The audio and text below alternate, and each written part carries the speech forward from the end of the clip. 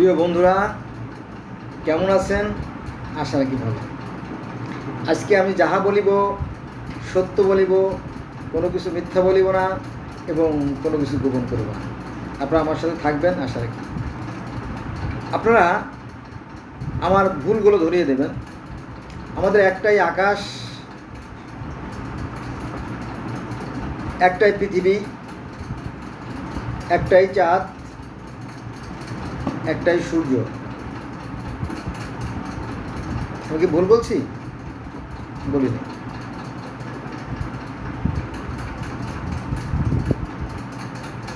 একটাই সূর্য,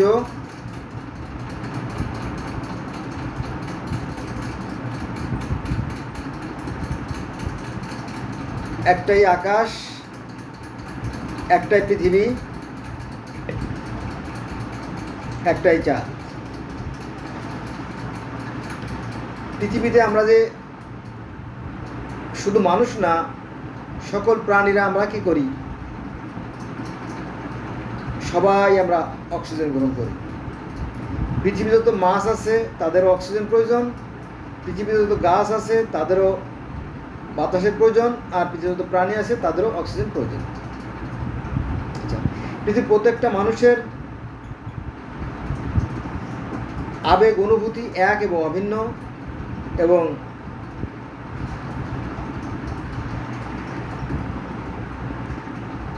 সুখে হাসে, দিকে কাঁদে, শিখে কাঁদে, তাই না?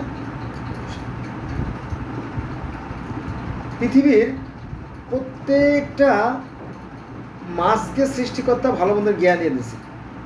তার কিছু উদাহরণ: মাছের গাছেরও জ্ঞান আছে, তার কিছু উদাহরণ। আর পশু পক্ষী জীবজন্তু কীট পতঙ্গ সবারই জ্ঞান আছে, তার কিছু উদাহরণ আমি তুলে ধরবো আজকে এই ভিডিওতে। চলুন শুরু করি। ধরেন আপনি কিংবা আমরা গোসল করতে গেলাম। হতে পারে এটা কোনো নদী, হতে পারে এটা কোনো খাল, হতে পারে এটা কোনো বিল, অথবা অন্য কোনো জলাশয়, তাই না? আপনি কিংবা আমি গোসল করতে গেলাম।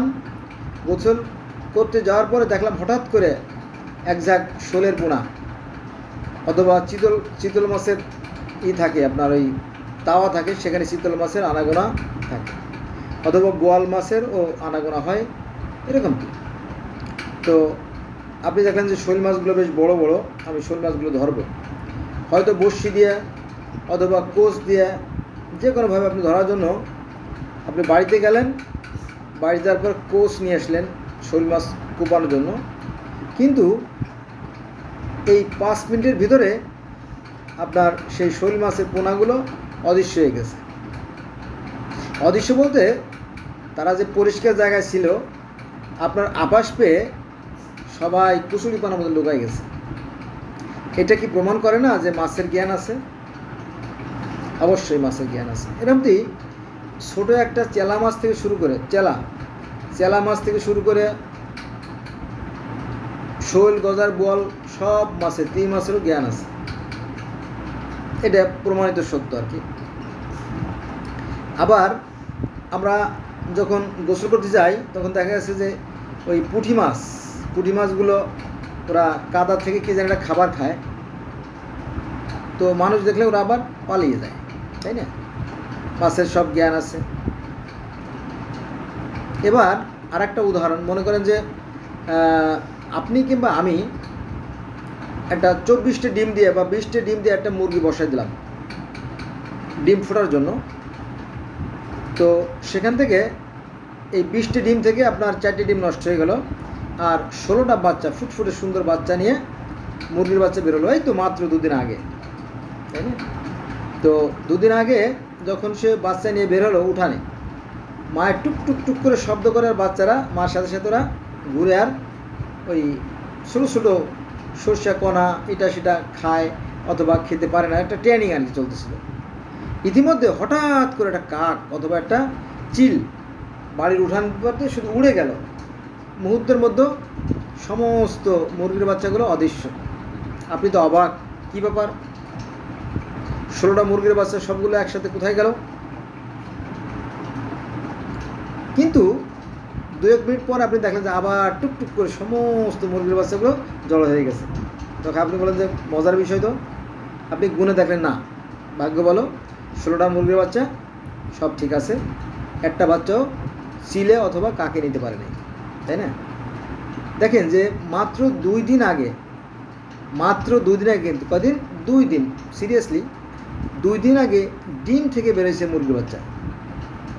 এই কথাগুলোর উদ্দেশ্য, যেটা মূল উদ্দেশ্য হচ্ছে যে এই যে 2 দিন আগে যে মুরগির বাচ্চা ডিম থেকে বেরোলো আর চিলের হাত থেকে বা শকুনের হাত থেকে সে বেঁচে গেল বা পালিয়ে গেল, এই যে তাকে যে জ্ঞান, তাকে যে আত্মরক্ষা জ্ঞান কে দিল, এটা নিয়ে কখনো ভেবে দেখছেন কি? একটু ভেবে দেখবেন, তাই না? আচ্ছা, এবার আসেন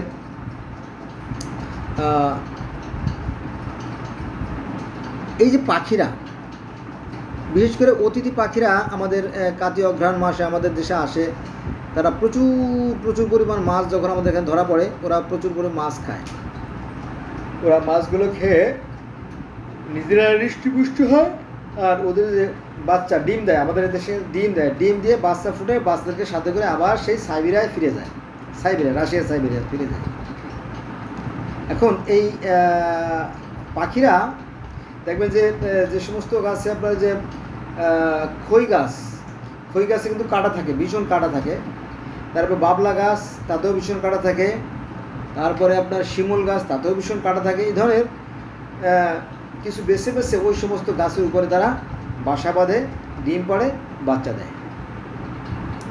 এগুলো শিক্ষণীয় বিষয় আছে মানুষের জন্য, কারণ মানুষের ধর্ম নাই, মানুষের জ্ঞান নাই। কারণ কি জানেন? কারণ এই মানুষেরা পৃথিবীতে সবচেয়ে বেশি মারামারি, কাটাকাটি, খুনোখুনি, রক্তারক্ত করছে, এখনও করে যাচ্ছে। তাদের একটা মোহ, বিশেষ করে জান্নাতের লোক, দূরের লোক তাদেরকে মোহগ্রস্ত করে গেছে। তারা একা যাবে, একা খাবে, আবার একা নেবে, এরকম একটা অবস্থা। যাক, তাহলে আমরা দেখলাম প্রত্যেকটা মাছেরও জ্ঞান আছে, প্রত্যেকটা পাখিরও জ্ঞান আছে, প্রত্যেকটা কীট পতঙ্গেরও জ্ঞান আছে। আপনার কাছ থেকে খুব কাছের থেকে আমি একটা উদাহরণ দেবো। মনে করেন যে রাতের বেলা আপনি অষ্টমে যাবেন, আপনি বের হলেন, লাইট জ্বালালেন, দেখলেন যে শোলে ইঁদুর ফুরুত করে আপনার রান্নাঘরের শোকেজের নিচে লুকাই গেছে। টিকটিকিটা ছিল বাইরে খাবার খাচ্ছিল, আপনাকে দেখে সে আপনার দেওয়াল ঘড়ির পিছনে লুকাই গেছে। আপনি রান্নাঘরে গেছেন কিছু খেতে, পানি খেতে অথবা খাবার আনতে, দেখলেন যে তেলাপোকাগুলো তারাও আপনাকে ভয় পেয়ে তারাও লুকাই গেছে। তার মানে কি, তেলাপোকা বলেন, আর টিকটিকি বলেন, আর সার পোকা বলেন, আর উই পোকা বলেন, আর মশা বলেন, সবারই জ্ঞান আছে, কিন্তু মানুষের জ্ঞান নাই। এই জন্য তাদের ধর্মীয় গ্রন্থের দরকার, তাই না? নাকি?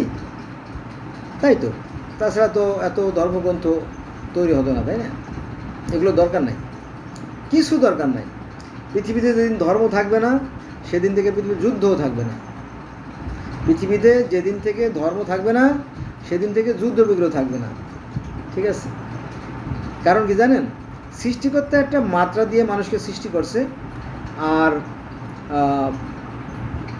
তাকে ভালো মন্দের জ্ঞান দিয়ে সৃষ্টি করছে মানুষকে, প্রত্যেকটা মানুষকে। তার বাস্তব উদাহরণ তো আপনারা জানেন, তাই না? ছোটো ছোটো বাচ্চা, এই 6 মাস, 8 মাস, 1 বছরের বাচ্চা, তাই না? তাকে আপনি যদি আদর করেন, সে আপনার কোলে আসবে না? সে কিন্তু চেনে।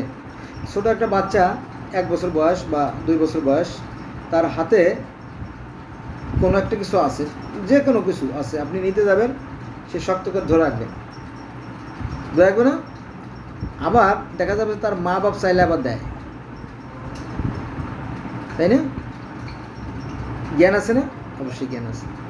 আমার বাচ্চা তখন খুব ছোটো ছিল, আমার মনে আছে, এই কত 2-3 বছরের বাচ্চা, কথা বলতে সে কবে আমার মনে নাই।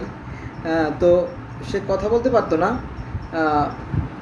কথা শেখে না আর কি, কথা তো বলতে পারে। ডাক্তারি পড়তেছে, তো এখন ওই মানে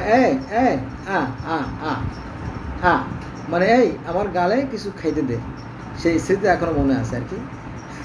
যখন সে কথা শেখে নাই, তো ছোটো বাচ্চারাও কিন্তু বোঝে, কিন্তু যখন বড় হয় তখন ওই যে ধর্ম মানুষকে আলাদা করে ফেলে। আচ্ছা, এই জন্য অনেক কষ্ট নিয়ে বললাম যে পৃথিবীতে যেদিন ধর্ম থাকবে না সেদিন আর যুদ্ধ বিগ্রহ থাকবে না, সকল মানুষ হয়ে যাবে ভাই ভাই।